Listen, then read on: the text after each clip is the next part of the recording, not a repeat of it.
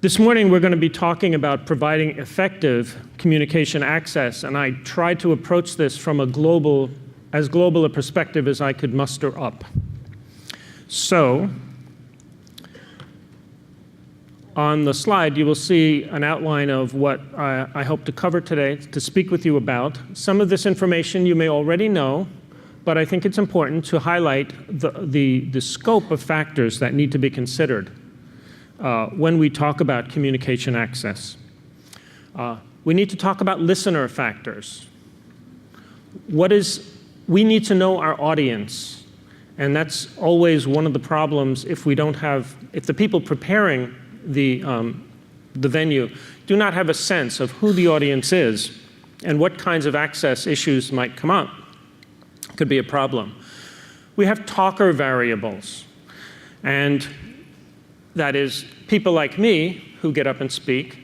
I happen to be a New Yorker, so I have to work very, very consciously at not talking like I'm back home in Brooklyn and keeping you guessing as to what exactly I'm meaning to say. I want to control my rate. I don't want to talk like as if I was on the streets of Brooklyn. We have auditory factors, and we'll talk in depth about the auditory factors in access. But there are also visual factors. Now, why visual in auditory access? Well, some people can't use the full auditory spectrum. So visual communication is a support for auditory communication, and sometimes an alternative. When we've done that, then we'll talk about some practical recommendations for effective communication access. And I've called on the literature as best I can to inform that discussion. You should know that there is not enough high-level evidence out there for many of these issues. Much of the publication that takes place in talking about effective communication access occurs in non-peer-reviewed journals.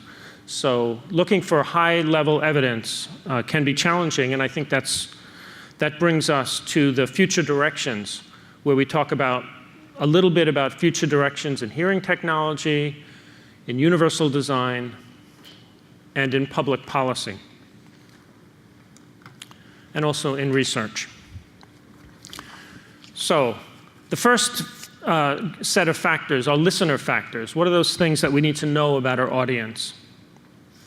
When we're talking about people with hearing loss, we need to know something about hearing acuity. There's a huge diversity in the deaf and hard of hearing population, in the degree, configuration, type, laterality, and symmetry of hearing loss issues. This gives you an idea. We have people in the audience who may have mild hearing loss. Okay? Mild hearing loss, the term mild, it's a misnomer. It's not mild. Mild hearing loss can be very debilitating, especially in a noisy condition. We have moderate hearing loss, 30 to 60 decibels. Again, increased susceptibility to interference. That's a big issue for any level of hearing loss. But what's good about mild or moderate hearing loss is that with the proper amplification, people tend to function very well. You also have severe hearing loss. Without hearing aids, people with severe loss don't hear very much at all in terms of the speech spectrum. But hearing aids can provide full audibility. And when we say full audibility, it means that we can provide most of the speech spectrum to people with severe hearing loss. However, often people with severe hearing loss may not only have hearing acuity difficulty, but also have difficulty with auditory resolution. And we'll talk a little bit more about that in a minute. So auditory resolution can range from very good, and people function well, to poor, and they need more support. And profound hearing loss, which is 90 decibels and above, with hearing aids, the best you can do is usually partial audibility of speech. So without visual cues, it becomes very difficult to understand and get access to communication. And so that there's often a dependence on visual communication, such as ASL, cued speech, cart. I shouldn't put cart there, sorry. But not only is there degrees of hearing loss that vary, but even within the same degree of hearing loss, configuration may be different. There may be people with flat hearing losses, rising hearing losses where there's a low frequency hearing loss, sloping hearing loss where there's high frequency hearing loss, and that can be sharply or precipitously sloping or mildly sloping. There are different types of hearing loss. Most of you know there is sensory hearing loss, often called sensory neural hearing loss because we don't necessarily discriminate between neural hearing loss, which is source of the hearing losses in the auditory nerves or in the brain, and sensory hearing loss, where the source of the hearing loss is in the cochlea. And then we have conductive hearing loss. And conductive hearing loss can also be long-term. Sometimes it's acute, it's short-term, and can be managed with medical intervention, but sometimes it can be very long-term or chronic conductive hearing loss, in which case hearing technology is necessary. And people can have hearing loss in one ear or both ears, unilateral, bilateral. And a person with a unilateral hearing loss is often thought, well, they don't have a hearing loss. They can hear out of one ear perfectly well. And yet, there is a significant and important effect of having unilateral hearing loss that can affect communication access very strongly. And symmetry. So people can have the same hearing loss in both ears or the same hearing levels in both ears, so that can be very different. So those are some of the hearing factors. There's differences in auditory processing ability, frequency resolution, the ability to discriminate sounds of different pitch in speech, to hear the different consonants in speech, the place of articulation, if you will, where the difference between P, T, T, K, K, those things carry profound meaning and can be very subtle auditory cues. And if people don't have good frequency resolution, even though they hear that, they can't discriminate it. Amplitude resolution, the ability to discriminate the dynamic changes in the level of the speech signal. And temporal resolution, the timing of speech. Speech is a very dynamic, very fast-moving signal. And there are a slight difference in timing makes the difference between saying boos and booze, push and push. So there can be a very big meaning change in sound based on very short timing cues. There's also binaural factors. Some people can filter out acoustic noise because they have two ears that are working very well together, and other people have more difficulty. So there's all this variability in the listener. Another variable in the listening population is the hearing technology that they have. With hearing aids, as we said before, audibility of speech can range from very full to very limited. We can provide increased gain, increased amplitude or gain, which can vary from one frequency to another. But hearing aids cannot provide improved auditory resolution. Okay. Hearing aids can provide audibility, but they cannot provide improved auditory resolution, because that auditory resolution is a function of the hearing mechanism. And with hearing aids, there's very little we can do about that except provide the best signal that we can. Head-worn microphones in hearing aids are, even though they work very well on a one-to-one situation, may not work well in a large group because they're susceptible to noise and reverberation because the talker is at a distance. That's why we need hearing loops, as you heard this morning. And hearing aids have many technologies to reduce noise, the effects of noise in hearing aids, such as directional microphones, noise reduction technologies. And these things can be very helpful, but their ability to provide you with a clear signal in a situation where there's distance, reverberation, or noise can be very limited. Cochlear implants. Cochlear implants, of course, are being increasingly used by people with severe to profound hearing loss. They can provide full speech audibility. But again, the auditory resolution within the person's own biology can be variable. So some people with cochlear implants can hear the full range of speech and can understand, say, 100% of CID sentences or spin sentences provided to them even in noise, in a level of noise. But others have a much more difficult time, not because the cochlear implant is bad or because the processing is not up to speed, but because it's their own biology, their own ability to use the signal that's being presented to them in their auditory nerves. So there's a wide range of outcomes with cochlear implants. We can't assume because we see someone with a cochlear implant that we can speak to them or provide information to them the same as we would to a person with normal hearing. There are differences. People with cochlear implants also often depend on visual cues because they do have limited auditory resolution.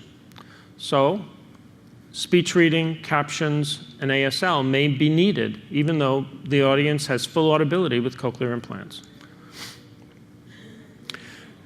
And then there is variability in the way people can couple to the whatever system is being used to provide access. They can use direct audio input. So if this room were not looped, if it had infrared, for example, you would all need an infrared receiver. How would you connect to the infrared receiver? Thankfully, the room is looped, so most of you probably have telecoils. So as David said this morning, that's the most convenient and the most user-friendly way of providing access, but not every venue has that. So you can connect with direct audio input. Of course, direct audio input is often product-specific, so you need to have your own cable. And your particular cable has to fit into the plug of the device that's provided by the theater. So that's another source of variability. Do you have the correct plugs? Another coupling would be either telecoil. That's the best, or easiest at least, for the user. If there isn't a loop in the room, you may use a telecoil, but again, the plug has to fit. You may be able to use a silhouette, which is another good way to provide information to a telecoil. Again, it needs to be the correct plug. So all I wanted to indicate on the slide with regard to telecoil, neck loop, and silhouette is that you can use a T-coil, which is like a low technology, but with a very high yield in terms of its effectiveness. However, as David pointed out this morning at breakfast, hearing aid or cochlear implant programming requires that the audiologist who's doing the mapping or the programming provide you with effective telecoil programming. It's very, very important. And then there are other ways of connecting to hearing technology to provide access, including Bluetooth and future wireless stuff. But again, do we want to increase the complexity, or are telecoils really the best we can do? I can't answer that question, but that's something for you to think about. Other listener factors: age. People who are 60 and older, and I happen to be one of those people. Right, Peggy? Peggy gave me a birthday balloon the other day because I turned older than 60. People 60 and older without hearing loss perform less well than younger people in noise and under increased cognitive load. This is a dissertation that one of my students is doing. She's studying two groups of people, a younger group and an older group, who presumably have no hearing loss, and yet the older group has a much more difficult time. If you increase the cognitive load of the task, of the listening task, or if you decrease the signal-to-noise ratio and make listening more difficult. So age is an important factor. Cognitive load is an important factor. How difficult is the material? For the person to process. Visual acuity. Okay. We talk about hearing acuity, we talk about needing hearing devices, but many people with hearing loss may also have vision loss. So are we also providing a good visual signal for people? Attention, okay. Context, knowledge of content. Okay. If you go to a talk where you have a pretty good background in what's being said, access is easier. If it's something new, if it's new information or complex or technical, it may be more difficult. So all these listener factors need to be taken into account, including their technology. We also have talker factors, and we'll talk about these briefly. Speech habits. Okay. People who speak in public venues like this may have variations in articulation of speech. As I said before, some people speak more clearly than others. Clear speech, there's a lot of research on clear speech, and clear speech is a very difficult thing to impose on a speech signal that's already been spoken. But the original talker, if they use clear speech, their speech is much more able to be understood by everyone. Speech rate, as I said before. Regional or foreign accents can be much more difficult for people. So that's another factor. And I have found in the past that when we've had international conferences like this, and speakers who have accents from different countries, often even hearing people will depend on the cart reporters. And the cart reporters are amazing people because they have really good ears for picking out the meaning, even in speech from foreign accented speakers. I've been impressed by that. Suprasegmental features of speech. Suprasegmental refers, the segments of speech are the consonants and vowels. The suprasegmentals of speech is the music of speech. So you can have a talker who says all the right words and articulates them clearly, but has no real modulations in word stress, which can convey meaning, or in sentence stress, which can convey feelings. They can add color to speech. So those kinds of factors in the speaker are very important. There are other communicative habits, eye contact with the audience, head turning. If people are moving around the stage, it can be difficult. The use of visual media can be very supportive of communication, and how well the speaker uses that media can be very important. You need to give people time to read slides. Sometimes you see slides pop up in really quick, and that doesn't help. The use of captioning, as in this room. This room is amazingly accessible. We have captioning. We have telecoil going on. So it's terrific. But the captioner would have a really difficult time if we didn't prepare her in advance. So she needed to get the information about what we were talking about, the PowerPoints and so forth, in advance. Very important. And of course, we need to not rush through. We have auditory factors, like banging on the microphone, like signal-to-noise ratio. What do we know about the signal-to-noise ratio that hard of hearing people need? Actually, that older people need, or that hearing people need, for that matter. Well, for signal-to-noise ratio, size matters.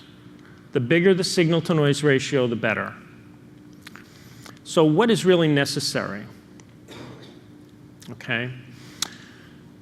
There's a paper by Wilson et al. From 2007 who looked at recognition of the quick sin sentences and words. the WIN words.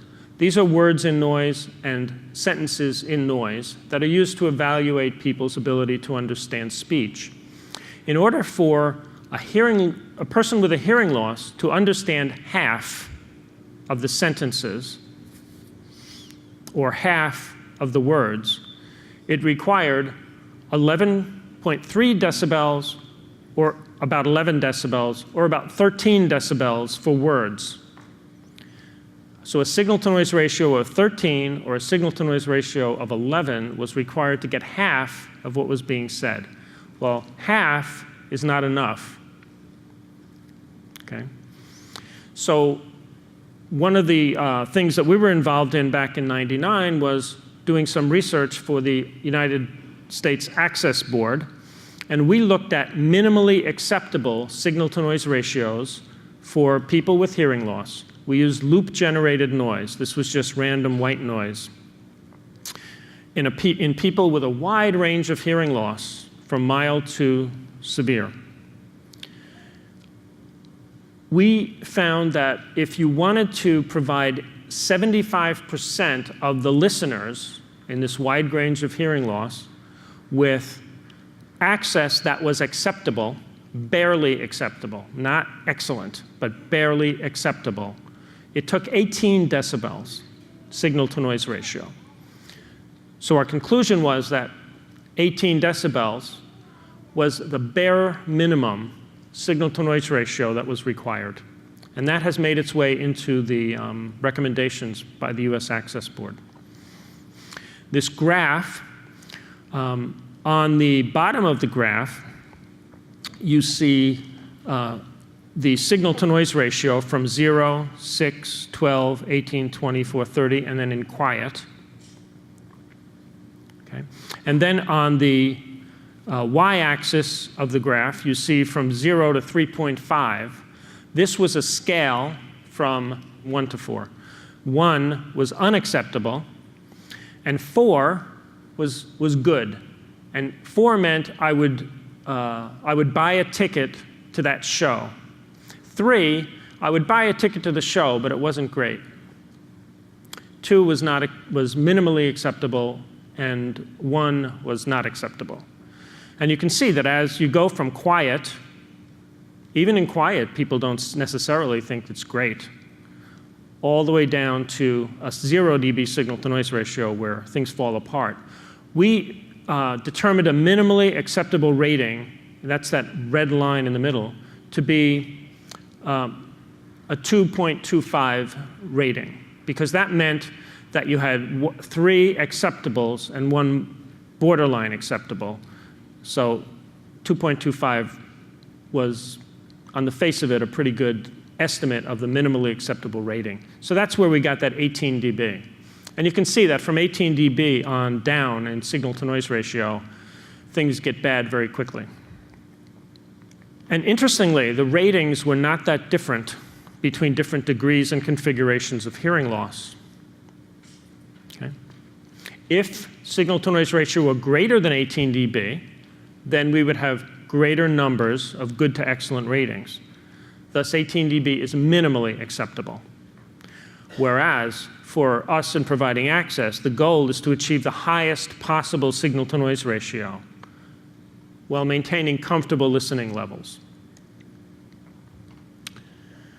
Another factor, an auditory factor, is reverberation. Reverberation, what is that? That's an echo within a room or space. And every room has reverberations. I can hear the reverberation in this room a little bit. But a little reverberation is usually a good thing because it spreads the sound out and helps in listening in distance. But when reverberation gets too great, it adds noise to the signal. It makes it very difficult to hear. Reverberation is measured acoustically using a number that we call RT, or reverberation time 60, RT 60. And basically, the way we measure that is we introduce a noise, an impulsive noise into the room, like a hammer hitting a piece of wood. And then we wait 60 seconds. And during that 60 seconds, we measure how much that sound diminishes over a 60-second time. And if it takes a second for a sound to diminish, that's a really, really very reverberant room. The negative effect of reverberation increases as you get farther and farther from the microphone. The closer you are to the microphone, like with a loop system, we're very close, reverberation plays almost no role. Okay? So that's a very important factor. Okay. So how much reverberation is tolerable? Sandra Gordon-Salant and Pete Fitzgibbons used a method of equivalent signal-to-noise ratio to measure the effects of RT60, or reverberation time. And they use these low predictability SPIN, or spin sentences. These are speech-in-noise sentences. They're called low predictability because when you say the sentence, the last word is not very predictable. Like if I said, I went out and walked my dog, that would be very predictable. Okay? But if I said, I went out and walked my parakeet, nobody would expect to hear parakeet. Equivalent signal-to-noise ratio is a method for equating the signal-to-noise ratio to the effects of reverberation. So basically, we consider reverberation to be added noise. Okay? So it's a mathematical computation where you measure a person's responses in different signal-to-noise ratios. You measure their responses in different reverberation, and you sort of equate those two things. As the reverberation time increased, equivalent signal-to-noise ratio dropped for all groups, older and younger, with normal hearing and with hearing loss. And the results are charted on the next slide. And as you'll see, the take-home lesson is, this is why we need loop systems. Okay? So if you look at this graph, you see on the y-axis 0 to 25. And basically, that is a number equating to equivalent signal-to-noise ratio. So you can think of it as signal-to-noise ratio. And as the reverberation time gets longer and longer, from 0.2 of a second, 0.3 of a second, 0.4 of a second, 0.5 of a second, you'll see that performance drops very, very rapidly. People perform much less well in reverberation, similarly to the way that they would perform in a background of noise, like that graph you saw before, where as the signal-to-noise ratio got smaller, performance dropped very quickly. So in 1999, as part of this study for the Access Board, we obtained ratings in 3 rooms at different distances from a microphone, from 3 inches to 180 inches. And we used a measure called the Speech Transmission Index, or STI. This is an acoustical measurement. Remember I talked about RT60, that's a way of measuring the reverberation. This is a way of measuring not only reverberation, but also noise. And basically, for you engineers in the audience, we introduce a modulated noise that goes up and down, up and down, up and down. We introduce that noise at different frequencies into the room, and we measure how much the room fills in the quiet times. So it's a way of saying there's a lot of noise, a little bit of noise, a lot of noise, a little bit of noise. And in those quiet periods, if there's reverberation or noise in the room, they're not going to be sharp little drops. They're going to be valleys that have been filled in like a lake. So that gives us an indication of the effects of both reverberation and noise.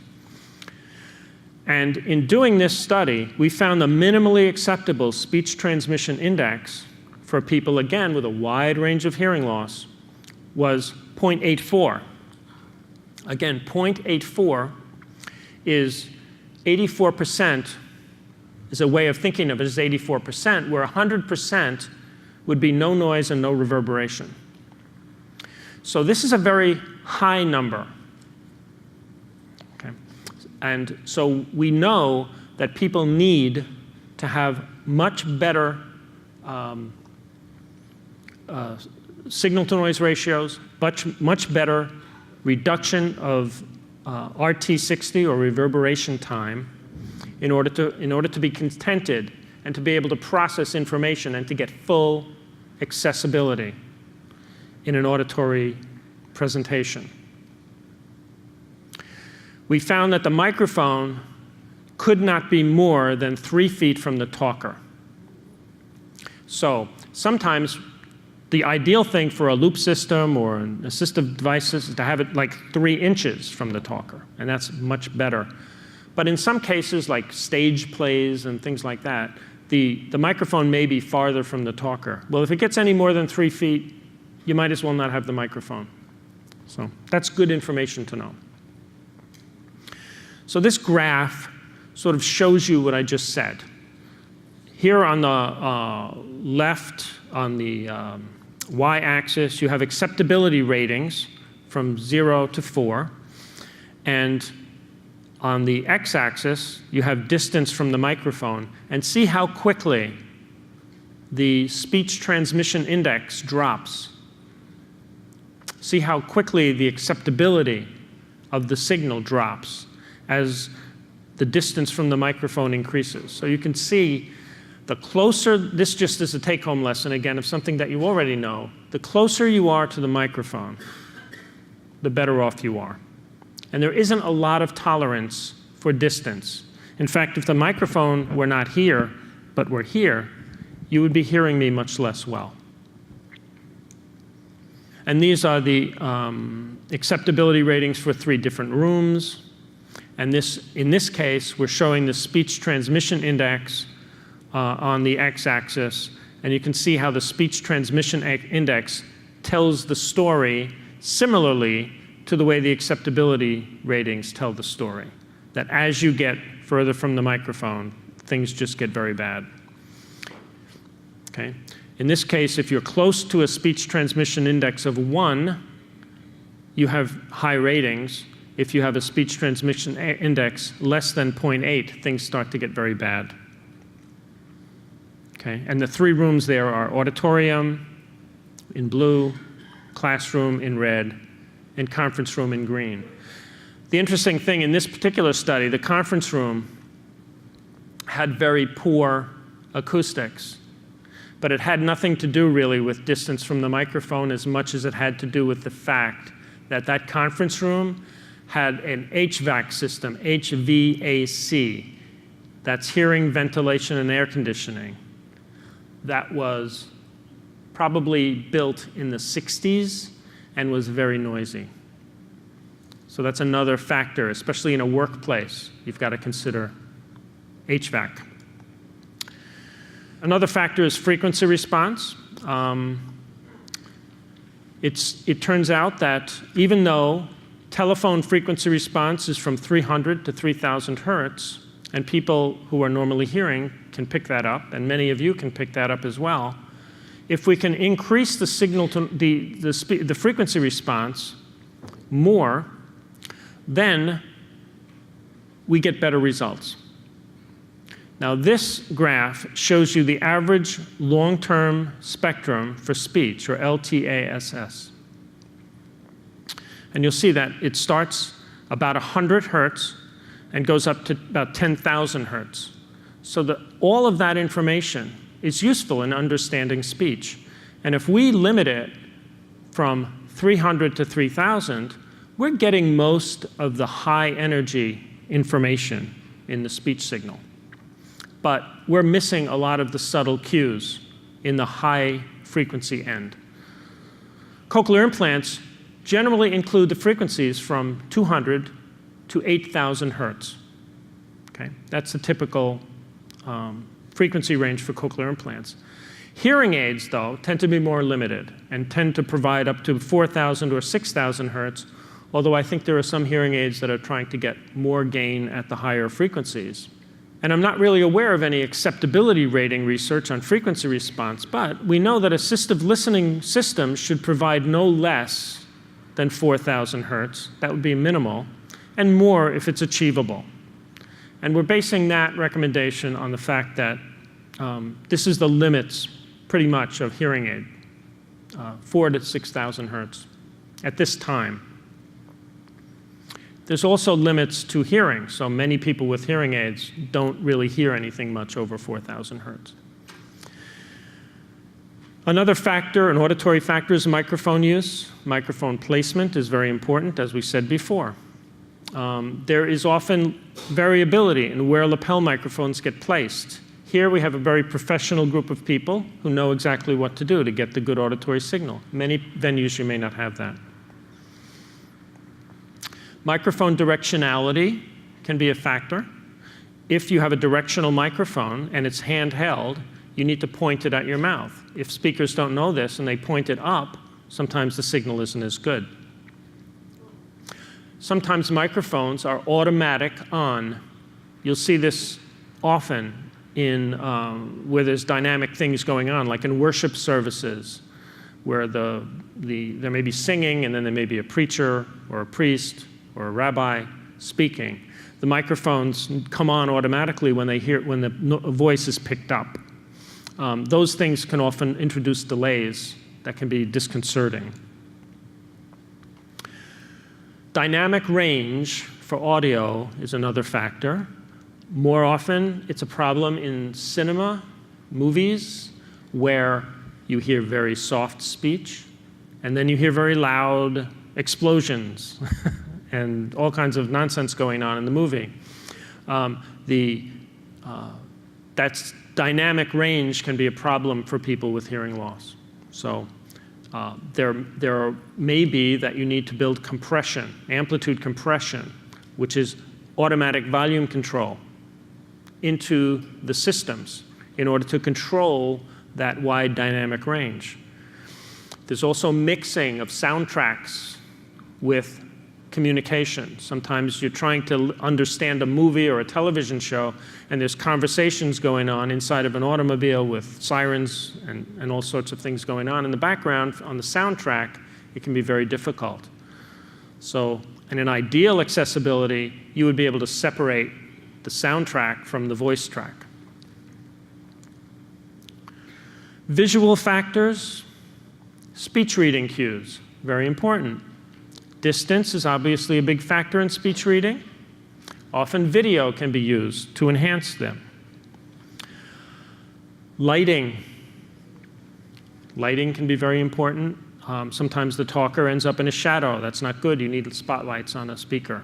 Visual distractors. Facial expression and body language, very important. Captioning. CART, as we have here. Preparing the CART reporter, as I said before. Watching the speech rate so that the CART provider doesn't have to rush through. Placement of the text and the size of the text. Here you have a beautiful situation, but it's not always the case that you have text that's readily readable. I will say this morning, I think the CART was a little difficult if you were sitting at the wrong end of the table and you had to crank your neck to turn around. So it might have been a good idea to have a CART at both ends, or maybe even in the four walls of the room. Visual media can be very helpful, but you need to give people time to see it. You also need to not, the size of the text needs to be appropriate. The density of the information on the slide must be considered. Don't put too much information. You have to pause a little so the audience can read the slide. So all of that discussion brings us to some practical recommendations that we can talk about today. The first recommendation, consider multiple factors. For any given venue, an event, identify specific needs related to listener, who is the audience, talker, who's going to be presenting, who's going to be providing the information, auditory channel, How are you getting the signal to the listener? And visual channel. What are you doing to support the auditory signal with visual information? People with special needs in the audience must be considered, including people with hearing loss and people with limited vision, as well, of course, of physical limitations. You should have wheelchair access. You should have all of those other things. But you need to consider who is your audience.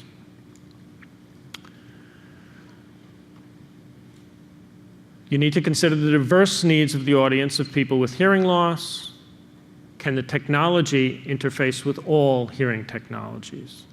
Is auditory content provided at a good signal-to-noise ratio and at an appropriate rate? Are there visual supports? Is the level of content revealed in advance? So you have to consider the listener. You have to consider the talker. Have you provided training? Written guidelines for presenting to audiences with hearing loss can include guidance on clear speech, speech rate, visual contact, microphone use, use of visual media, use of captioning and interpreters. You want to consider auditory factors. Maximize the signal-to-noise ratio. You can't make it too much. You can't have too much signal-to-noise ratio. You can't have too much volume, but you've got to keep the volume at a comfortable level, but you can't have too much signal-to-noise ratio. Ensure the system has a full frequency response, as full as possible, not less than 4 kilohertz. Consider microphone placement again. And for interactive sessions, provide an audience microphone. Very important and often overlooked. Not at HLAA, though. They always have it. Visual, consider visual factors. Provide appropriate lighting on the talker. Make sure it's clearly lit. Make sure you have good contrast. If you're in a very large venue, have a video screen. Support the spoken message with visual media like PowerPoint. Provide time for the audience to read. If there's low vision people, read all the information on the slides. Make sure you have handouts that can be in large type. Always provide CART and interpreters. I think they should be there always, unless you know for certain that you're not going to have anybody with a hearing loss, which I don't know if we ever know that.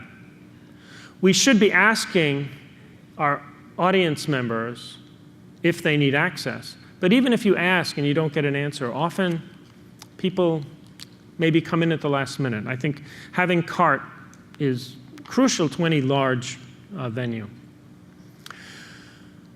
The access board guidelines can be found at the websites that you see on the slide. These provide a good start for anyone who's providing access. They're based on the research that the RERC did, RERC, which at that time was at the Lexington School for the Deaf. It's now at Gallaudet University. The guidelines address the communication access technology elements and features that we discussed earlier. So these are the recommendations that the access board makes. Receiver jacks on assistive listening systems need to have compatible couplers. They need to have jacks. They need to have need to have hearing aid compatibility, neck loops versus earbuds. The receivers that you get in any public venue must be able to work with a neck loop. There's an output level capability. There's a minimum and a maximum. Minimum 110 dB, maximum 118 to protect hearing. There has to be a dynamic range of 50 dB. Signal-to-noise ratio of 18 dB. Distortion has to be controlled. That's another issue that is rather complex, but we can be sure that the most people could tolerate was 18 dB of peak clipping, but we don't really want any peak clipping. These are the recommendations for providing future research, for providing communication access. Thank you.